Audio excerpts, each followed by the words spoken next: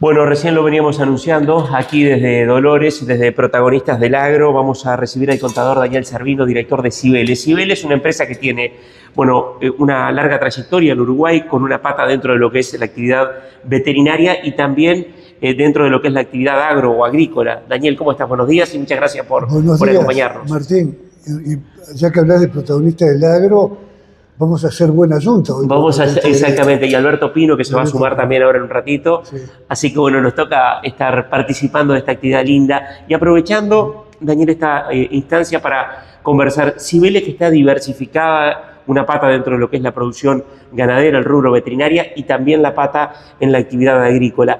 ¿Cómo ves hoy el momento del sector de la actividad agropecuaria? Primero te agrego otro rubro, porque la diversificación incluye también la parte de sanidad humana. Exactamente. Donde ahí distribuimos los productos de Merck. Somos el distribuidor más viejo del mundo de Merck. Creo que hoy por hoy somos el único que mantiene. Uruguay es un país chico. Uno tiende a olvidar eso porque, claro, al estar más metido en lo que es la parte agropecuaria, es muy importante también. Claro. Y creo que eso también les permite tener una visión más general también de lo que es el país hoy. Somos la empresa en Uruguay que está más diversificada en términos de lo que es la sanidad animal, vegetal y humana, con líneas fuertes en ambos lados, con la planta de producción básicamente de agro y veterinaria, que arrancamos en el año 2000 y en el 2004 la compramos, muchos años ya en eso, y Pharma mantiene desde el año 80 un contacto de mucha amistad y confianza con Merck, de lo cual estamos muy contentos. Entonces, es muy diversificada en ese sector. Es más estable el tema de la sanidad humana.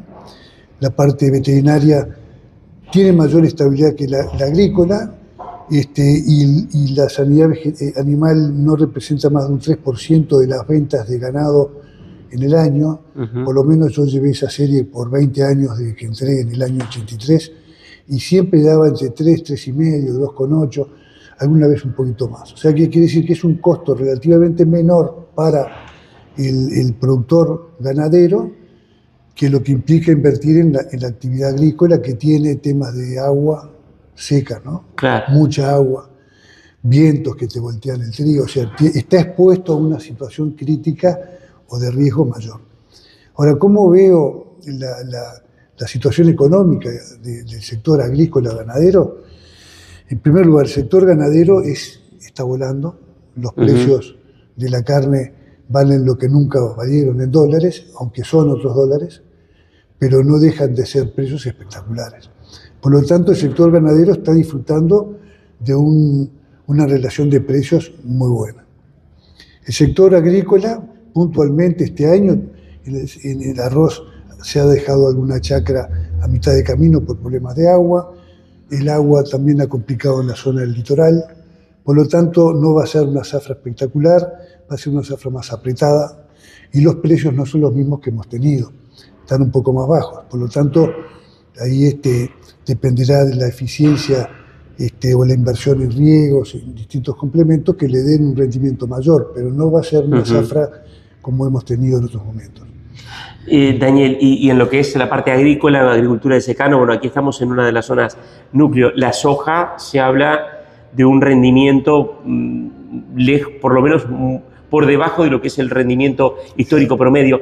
¿Cómo ves al sector agrícola de lo que es secano? Viene por delante una zafra ahora ya, la siembra de invierno también. ¿Cómo lo ves al sector agrícola? Bueno, el sector agrícola, te decía al principio, va a estar un poco más ajustado.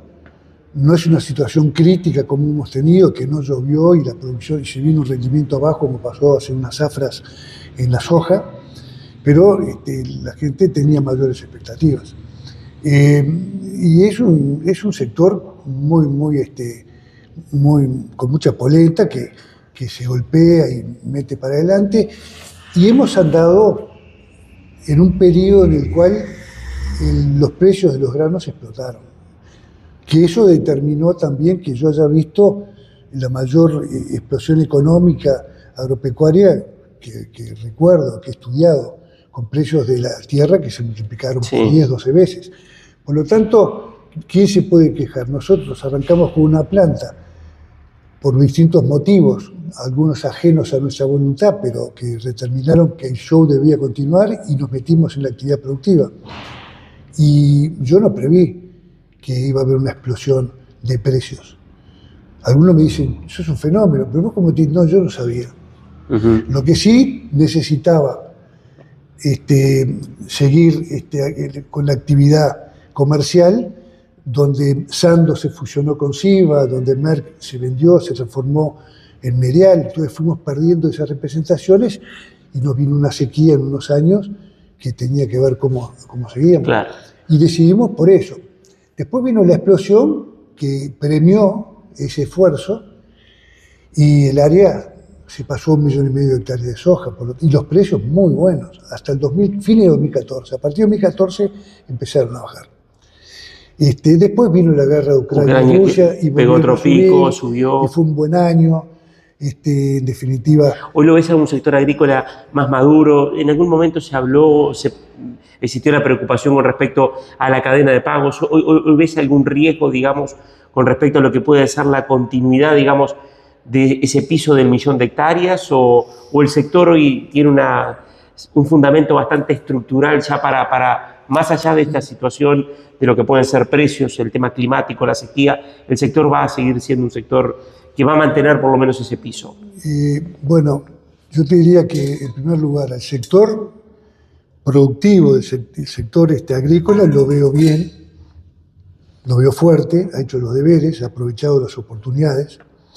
Lo que no puede definir o tener demasiada acción es sobre el clima y cómo afectará la zafra siguiente. Cada vez que el productor siembra y trabaja las tierras, está jugando un partido. Es a campo abierto. Claro. Lo que pasa es que se ha profundizado mucho, hay más tecnología, hay gente que ha invertido en riegos, se ha hecho los deberes, se ha agarrado mucha experiencia. Hoy hay gente joven, hijos de aquellos que arrancaron, que están andando muy bien, muy preparados. Por lo tanto, desde ese punto de vista, toda buena experiencia deja residuos buenos, buenas raíces. Es una actividad de riesgo. Uno no puede fijar precios, depende del mercado internacional, ni puede determinar a priori cómo va a ser el clima que va a sufrir o aprovechar en ese cultivo que está plantando con mucho empeño y con mucha expectativa. Con respecto al área, todos sabemos que el área sube o baja en función del precio de lo que plantes. Fue lo que pasó en Uruguay. De 60 a 70.000 hectáreas de soja, por el 2008 ya estábamos en 1,5 millones de hectáreas. No era soñado en el Uruguay, no. Vino primero con los argentinos, que trató muy mal Kirchner, que yo no quiero poner en ellos el 100% del tema, pero empezaron a trabajar con grandes volúmenes, con mucha tierra. Antes era más familiares, que estos vinieron, arrendaron, generaron elementos. Yo cerré negocios grandes con argentinos en el directorio de Cibeles, o en la sala de reuniones, que no eran normales. Después esos argentinos se fueron yendo, muchos de ellos, de a poco se fueron yendo. Algunos de ellos compraron campos, otros vinieron sin nada, vinieron con ganas de hacer cosas y con experiencia. Otros compraron campos y se comprometieron más con la actividad, porque invirtieron plata en la tierra. Eso fue pasando, y quedan muchos argentinos todavía, pero no tanto como en aquel momento. Por lo tanto, fue un momento de aprendizaje. Y el productor nacional está haciendo un trabajo muy bueno, el agrícola nacional. La cadena de pagos. El productor es pagador. Te voy a contar un ejemplo. En el año 2002, plena crisis, yo estuve muy nervioso en aquella época porque vino esa corrida en Argentina en el 2001, fin de año, se fue el presidente en helicóptero de la Rúa antes de su vencimiento de su periodo, y repercutió en el Uruguay por distintos motivos, también pegó acá en Uruguay y fue quitándole fondos al Banco República, también el Banco Galicia, que no era un banco, era solo banco offshore en Uruguay, sufrió el embate de los argentinos que vinieron a retirar plata, y ahí se generó una situación muy, muy complicada. Yo recuerdo que teníamos alrededor de 2,5 millones de dólares en cheques de productores. Se cayeron 4 bancos de los grandes, porque el Comercial y Caja Obrera competían con el República en cantidad de sucursales. Eso ya no existe más. Hoy en eso es el Banco República y otros bancos que se han ido metiendo, pero no como estaban históricamente el Comercial y Caja Obrera. Pagaron todos. O sea, yo estaba muy nervioso por una situación muy especial, en la cual no sabía cómo iba a terminar todo y nos habíamos metido con la planta y cobramos todo. Y fue una situación extrema. Yo confío enormemente en el uruguayo. El uruguayo es buen pagador. Daniel, y aprovecho y hago pie y estribo en esto, en la situación actual. Estamos transitando un momento donde uno de los temas es algunas empresas que dejan la actividad en Uruguay. Se habla mucho del costo estructural, del costo país. ¿Cómo lo ves a esto como empresario hoy, a la situación en el contexto global hoy de la economía de Uruguay? ¿Cómo lo veo como empresario? Con mucha tristeza. Se sigue jugando lo mismo, llevamos ya 4 o 5 gobiernos donde sigue habiendo un excesivo déficit fiscal que contribuye a generar inflación. Después hay que ver cómo sin matar las causas, cómo se baja, y eso empieza a toquetear un poco la economía. Por otro lado, se han hecho colocaciones en UI, se pagaban el equivalente a 900 millones de dólares en pesos por las UI, y había una inversión de 10.000 millones de dólares en UI, y eso eran dólares que venían del exterior, que se vendían, se colocaban en pesos, a una tasa de pesos espectacular, con un tipo de cambio que no solo no subía, sino que bajaba. Entonces, una distorsión muy importante. No me gusta hablar del tasa cambiario porque los economistas dicen que no hay tasa cambiario, algunos o muchos, y yo no quiero entrar como contador en esa discusión. Lo que sí quiero decir es que el Uruguay es carísimo en dólares. Es un país muy caro en dólares, con un dólar que está subvaluado. Ahora, por un tema externo y alguna medida que tomó el gobierno, el dólar pasó de a 40, 41. a 40, 41, pero tendría que estar muy por encima. Las empresas industriales en Uruguay han cerrado y seguirán cerrando si se mantiene esta situación. Ahora, ¿cómo se cambia? Porque vos decías, esto no es de ahora, esto se da desde ya hace unos cuantos años y han pasado varios gobiernos. ¿Hay posibilidades de que esto se revierte o es algo estructural que ya tiene Uruguay? Bueno, lo estructural no es más que la decisión de seguir haciéndolo. Cuando hablamos de algo estructural que depende del manejo del gobierno de turno, es algo que se mantienen esas características en distintos gobiernos. Y de repente por problemas de fondo o de concepto político. Porque hay gente que dice, y yo lo he escuchado, que algo de inflación es bueno. Seguramente algo de inflación es bueno porque minimiza el costo del gobierno. La inflación deteriora el poder adquisitivo y alguna parte del gasto se achica por la vía de la inflación. Por la inflación.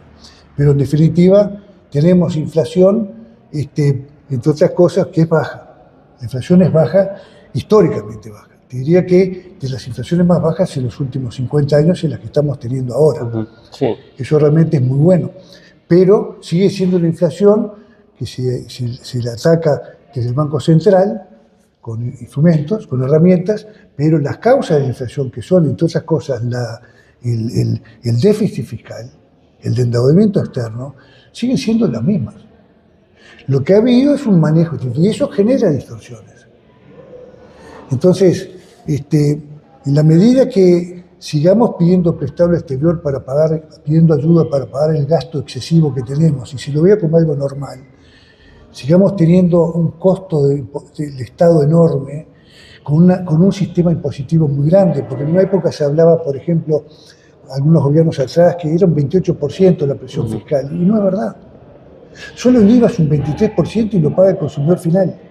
O sea que el consumidor final, que tiene un sueldo que le da, entre comillas, para vivir el mes, el 22%, básicamente, un poquito menos por algún IVA 10%, claro, se le va vía presión fiscal que no puede zafar porque es el pagador. Sí, consumidor final, chao.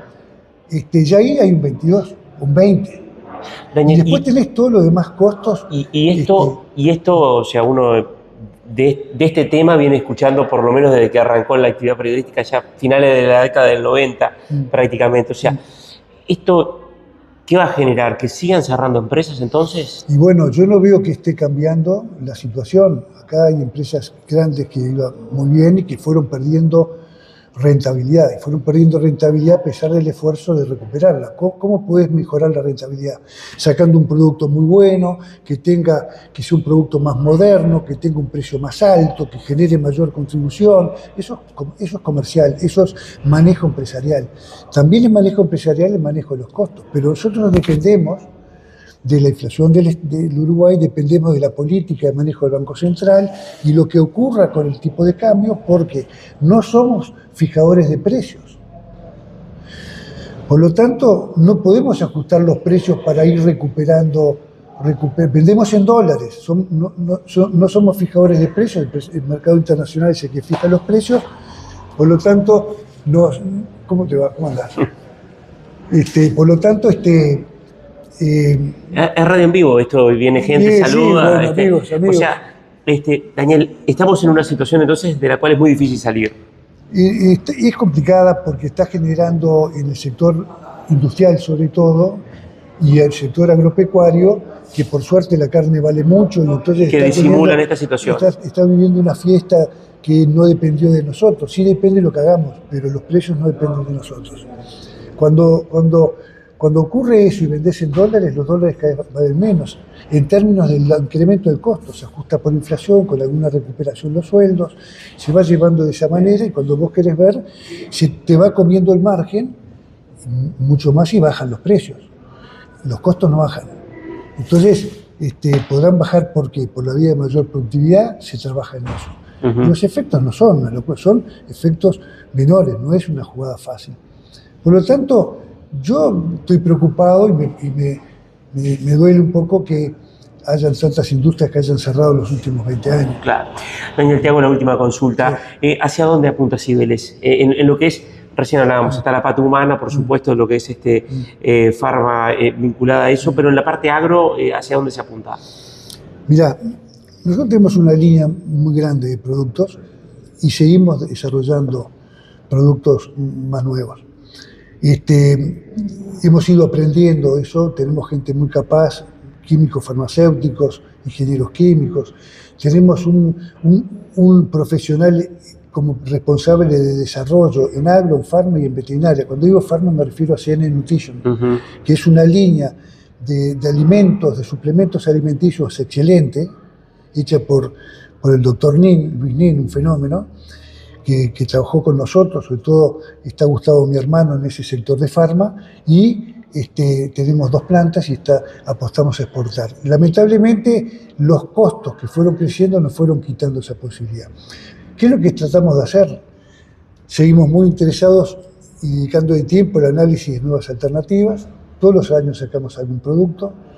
Registramos en Argentina, registramos mucho en Paraguay, registramos en varios lados.